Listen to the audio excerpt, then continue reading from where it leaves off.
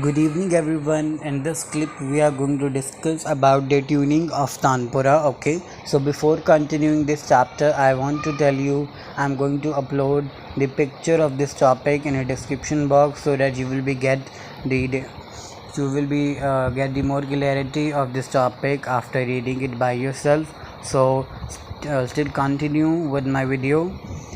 So the topic is like that tanpura. जो तानपुरा है वो म्यूज़िक का टॉपिक है. ठीक है.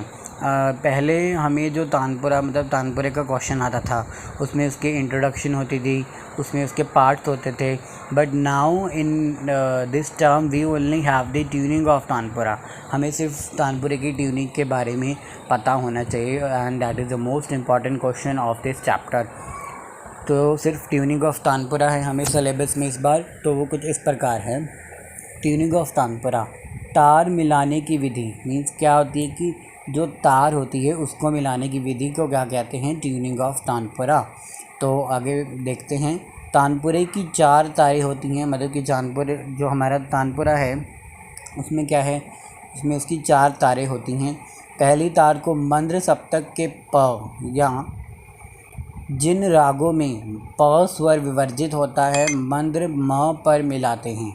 ओके, तो क्या है यहाँ पे जो मतलब कि इन्होंने इजी वर्डिंग बताई है कि जो पहली तार है वो मंद्र सप्तक के म स्वर से मिलाई जाती है. ओके सॉरी, मंद्र सप्तक के प स्वर से मिलाई जाती है जो पहली तार है. ठीक है.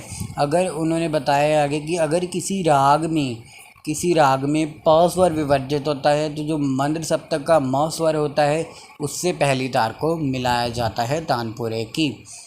तो अभी मंद्र सप्तक क्या है?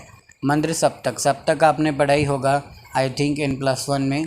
तो मंद्र सप्तक है वो एक सप्तक का एक प्रकार है. मंद्र मतलब बिल्कुल धीरे, मतलब कि बिल्कुल धीमी आवाज़. ठीक है. और मंद्र सप्तक को दर्शाने के लिए क्या होता है कि जो उसकी जो स्वर बिंदी है, उसकी जो बिंदी है वो उसकी नीचे बिंदी लगाई जाती है. जैसे कि नी स्वर है उसके नीचे हमने बिंदी लगा दी तो वो क्या दर्शाता है कि ये मंद्र सप्तक का स्वर है. मंद्र क्या है? मंद्र सप्तक की डेफिनेशन कुछ इस प्रकार है. मंद्र सप्तक मतलब बिल्कुल धीमी आवाज़, और मंद्र सप्तक को दर्शाने के लिए स्वर के नीचे बिंदी लगाई जाती है. जैसे कि नी स्वर है हमारे पास और धा स्वर है, इसके नीचे हमने बिंदी लगा दी तो वो क्या हो गया?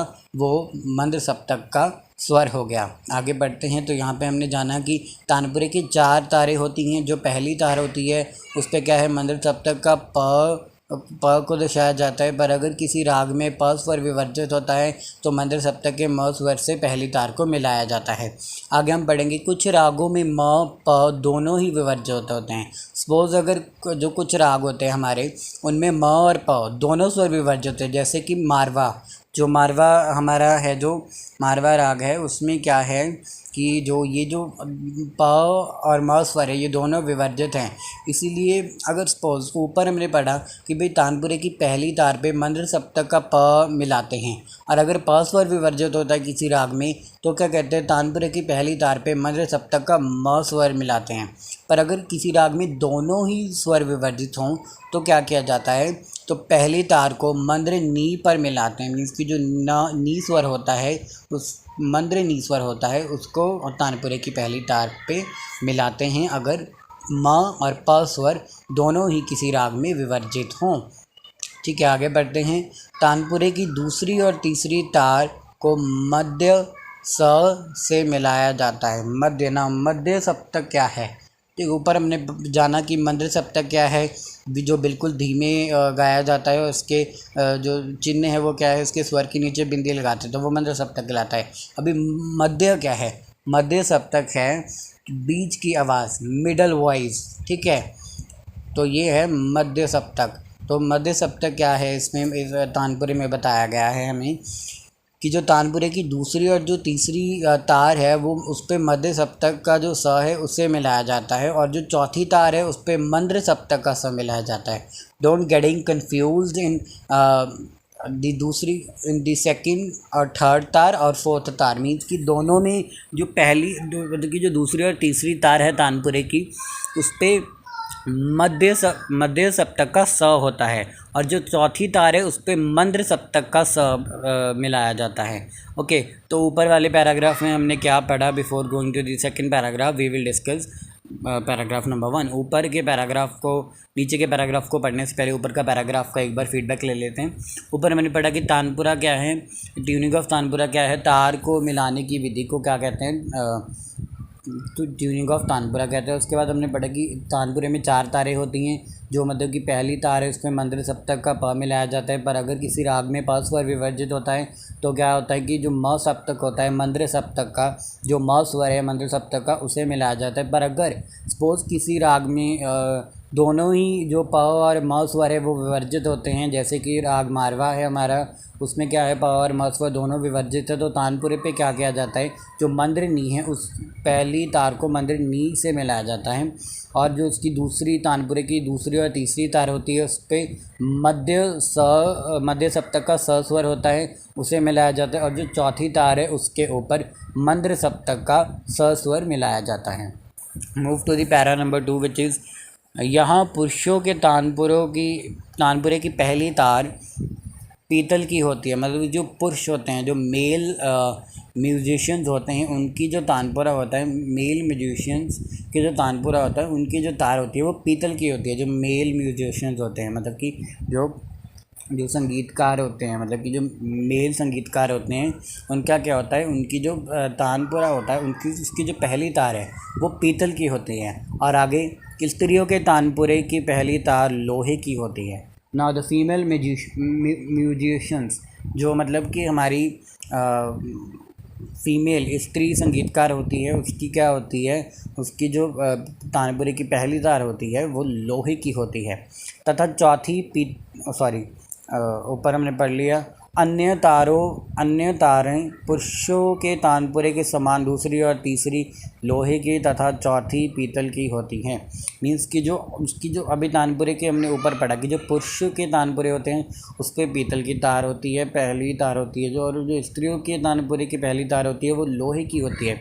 और आगे उन्होंने बताया कि अन्य तारों की ही तरह जो पुरुषों के तानपुरे की समान जो दूसरी और तीसरी तार होती है वो लोहे की होती है, तथा जो चौथी तार होती है वो पीतल की होती है, जो अन्य तारें हैं। ठीक है, तानपुरे की जो हमारी दूसरी तीसरी और जो चौथी तार है पुरुष तानपुरे में, तो वो क्या होती है, दूसरी और तीसरी क्या होती है, वो लोहे की होती है, और जो चौथी होती है वो पीतल की होती है। आगे बढ़ते हैं। अच्छी झनकार के लिए धागे को आगे पीछे करते हैं। मीन्स अच्छी ट्यूनिंग के लिए क्या करते हैं वो लोग, अच्छी ट्यूनिंग बनाने के लिए जो उसमें थ्रेड होता है तानपुरे में, तो थ्रेड को क्या करते हैं, धागे को क्या करते हैं वो लोग आगे और पीछे करते हैं, ताकि जो ट्यूनिंग है वो अच्छी बने। तथा समूह अंतर को ठीक करने के लिए मनकों का प्रयोग किया जाता है। मीन्स के जो उसमें जो अंतर आ जाता है कभी कभी, तो उसे ठीक करने के लिए जो मनके होते हैं उनका प्रयोग किया जाता है। So what we will discuss in para 2, हमने पैरा 2 में ये पढ़ा कि जो पुरुष होते हैं, जो पुरुषों का तानपुरा होता है उसकी पहली तार पीतल की होती है, और जो स्त्रियों का तानपुरा होता है उसकी पहली तार लोहे की होती है। उसी तरह जो पुरुष तानपुरे में अन्य तारें होती हैं वो क्या होती हैं, दूसरी और जो तीसरी तार होती है वो लोहे की होती है, तथा जो उसकी पुरुष तानपुरे में जो चौथी तार होती है वो पीतल की होती है। आगे हमने पढ़ा कि अच्छी ट्यूनिंग, अच्छी झनकार देने के लिए धागा होता है, जो थ्रेड होता है तानपुरे का, उसके आगे और पीछे करते हैं, और समूह अंतर को ठीक करने के लिए क्या करते हैं, मनकों का प्रयोग किया जाता है। I hope this topic will be resonate to you. If it is resonate to you then please comment me in a comment box. If you have any query in this topic then reverse my video and try to listen that concept properly. अगर कोई भी problem है तो थोड़ा सा video को पीछे करके उस कॉन्सेप्ट को ध्यान से सुनने की कोशिश करना, because this question is the most important question of your syllabus, and in my sense this will be definitely will be a part of your exam. मेरे अकॉर्डिंग ये आपका एग्ज़ाम में ज़रूर आएगा ये क्वेश्चन, और जो एक क्वेश्चन है जो पीछे मूर्छना वाला वो भी इम्पॉर्टेंट है, और ये क्वेश्चन भी इम्पॉर्टेंट है। तो ये दोनों क्वेश्चन आ सकते हैं, आपको दोनों भी आ सकते हैं, और इन दोनों में से कोई एक क्वेश्चन भी आ सकता है। तो पूरे का पूरा लिख के आना है if you want to get a full marks in this question. अगर ये पूरा आया तो पूरे का पूरा ही लिख के आना है। तो ठीक है, I hope this video is going to be resonate to you. Don't afraid of your exams. God bless you. Good luck. Prepare for your exams with full focus and don't get afraid of your exams. I'm again and again telling you, okay?